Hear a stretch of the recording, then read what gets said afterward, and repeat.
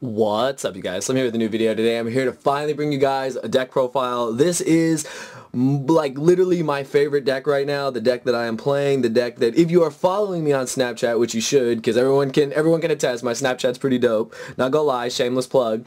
I do a lot of my snaps and stuff of me testing the deck and whatnot. This is Spellbook True Draco Invoked, you guys. I've been waiting so long to finally be able to profile this. I needed Proxy Dragon from the new tins to complete the deck. Also getting a second Macabre, etc. The deck is absolutely amazing.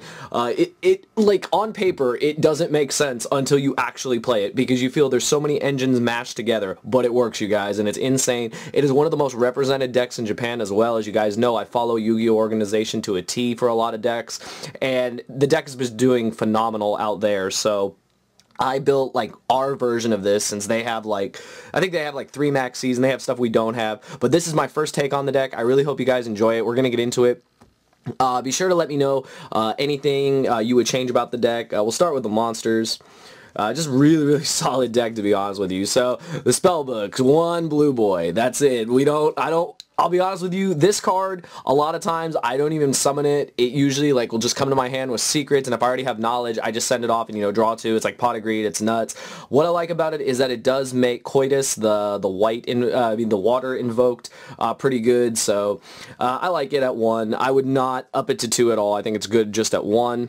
And then, of course, the 3 Alistairs, like the heart and soul of the deck, honestly, because Alistair by itself is just insane. Just get your invocation, and one thing I'll tell you about this deck, you guys, you do have the ability to link, but it rarely happens. I can't tell you how many games, I've played at least like 30 games with this deck, and I literally have done nothing but summon a Macabre, like no joke. I think I've summoned the Earth guy once and maybe the Water guy once, but a lot of times you don't even link, but you have them in there now with Proxy Dragon as, you know, as another option to like extend and like make more links, but Alistair is just insane. Also works with Spellbook of Knowledge because it's a spellcaster. That's just insane. Putting him in the graveyard right where you want it.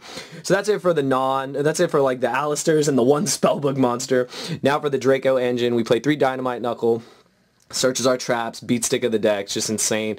2 copies of Ignis, searches our spells, searches our Pot of Greed, pretty nuts. And 1 Maiden, and only 1 Masterpiece.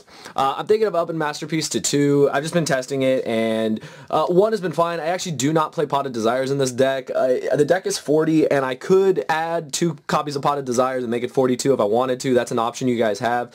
I noticed, though, that the way this deck draws with the Heritage and the Knowledge and just the way you thin your deck, you draw enough cards, you get enough advantage, and 1 Masterpiece is enough. It can solidify the game. Cool things about these cards: Dynamite Knight is water, Ignis is fire, Maiden is wind, and Masterpiece is light, so you have access to your water guy, your fire guy, you have access to Raijin through this, and you have access to Macabre through Masterpiece. So they actually do have really good synergy with the deck depending on what you're playing against and what you really want to, you know, spam out as your 1. In all honesty, like, unless you link, is your 1 monster in your extra monster zone. So that's it for like the main monsters, and then just the hand traps. I played double Ash, double Ogre, and the Max C. So a lot of Japan lists, of course, are playing 3 Ash just because, you know, dinosaurs are rampant over there, and some are even maxing out on Ogre. I just didn't really want to do that. I didn't want to have hands of so many hand traps that's all I can do. That's the problem I had at Nationals, is that as much as I love the Windwitch deck, the Invoked deck, like those cards, when your hands are just cluttered with hand traps and you can only use 1 per turn, it really doesn't accomplish much. Again, though, what I really like about these cards is they work in perfect synergy with the Invoked guys, because this makes Purgatrio, this makes Macabre, and this makes Mega Lancia. So very cool. That's it for the monsters, though. Just very standard, actually. If you look at a lot of the Japan deck lists, this monster lineup is very standard. You can alter between 1 to 2 Ignis. I like 2. I like it as a beat stick. I like it to be able to search my Pot of Greed, basically. So just really solid. So that's it for the monsters. And now going on to the spells. So for the spells, we have a 3 diagram. Over in Japan, they have 1. That might happen to us, so you just have to prepare and adapt. And 2 copies of Meltdown. I didn't max out on it. Alistair is important in the deck, but we also have the 3 terraforming, so we're able to search whatever we need. A lot of times, if you open Meltdown, then you terraform for diagram. I mean, it's pretty insane. You get your Alistair, your Invocation, you get your Draco cards going. Just really solid in general. So we have the ability to get into our field cards when we need it, so I decided not to go all the way and just go 3 Meltdown. I think 2 is perfect. And then for the Draco spells, 3 copies of Heritage. This card is utterly insane. Like, just draw, you know, extra tributes is just nuts. And 2 copies of Draco Phoenix. This card isn't as important as Heritage. Phoenix is good though because you can, you know, recycle your stuff, draw another card. Honestly, these cards are here for the additional tribute summons, to be honest with you guys, because it's just the pressure Makaba puts on by itself. Add 1 or 2 Draco monsters, and if your opponent can't really get past that, you can OTK them next turn. So a lot of times that's what happens. Alistair, being an honest, really pushes through OTKs. I can't tell you how many times I've attacked with Makaba, double Alistair, and it's 4,500. That's more than half your opponent's life points. Add a Dynamite Knight in there or whatever, and you know, it's like game. So yeah, so that's it for the Draco spells. Self-explanatory, they're MSTs. Now for the little Spellbook engine, 2 copies of Secrets and 2 copies of Knowledge. Now I know a lot of people are saying, why aren't you maxing out on Knowledge? Honestly, you guys, in testing, this has been the best ratio. This with Blue Boy has been perfect, so I really like it and I wouldn't change anything about it. And then just the last 2 spells, 2 Invocation, because we are playing Invoked. On to the trap cards. Just very simple. I play 3 copies of True King's Return and 2 copies of Apocalypse. I don't play any other traps. I feel these are the best traps for the deck. You can alter these. A lot of people like 3 Apocalypse, 2 True King's Return. In my testing, I just like having the Call of the Haunted effect. Being able to bring back my guys at end phase or when I might actually like die if my opponent attacks for game. Just being able to have that added resilience is there. Plus being able to escalation on their turn is just nuts to interrupt their plays. So that is it for the deck. It is 40 cards. Again, if you want to, you can add Pot of Desires to the deck. I chose not to. I could put it in there. I probably would up Masterpiece to 2 in that case just so that I don't lose my 1 Masterpiece. So to the extra deck real quick. 2 copies of Makaba. In all honesty, this is like the main guy you're going to summon, like all the time, like no joke, all the time. 2 copies of Raijin. It's there. If we play against any Wind Witch, we play against any Draco cards that have Maiden, it's there. Maiden is a wind. 2 copies of Purgatrio. We have our fire guys. Opponents have ashes, etc.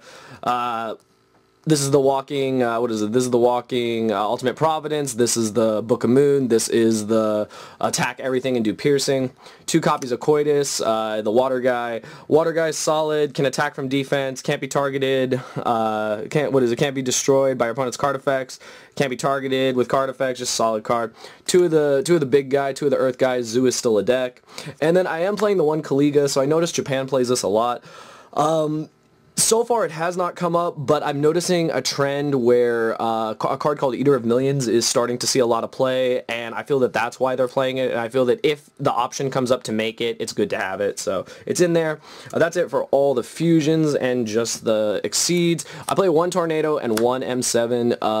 I mean, honestly, I don't go into these, but the option is there. I think M7 is the best 6 I could go into with the Dynamite Knights, and Tornado Dragon is there if I do make it. It's also a win for Raijin. You could also play Castell if you want. And then the 2 links, the 1 Decode Talker, the 1 Proxy Dragon, that's it. It may not come up as much as, you know, it might not even come up a lot of the games, but you have the option there to link and then just really just like OTK your opponent because, I mean, it's just insane. This card is just so essential now that it came out because it's just any 2 monsters and it's just really, really solid. So that is it for the deck, you guys. Let me know what you guys think. I hope you guys enjoyed it.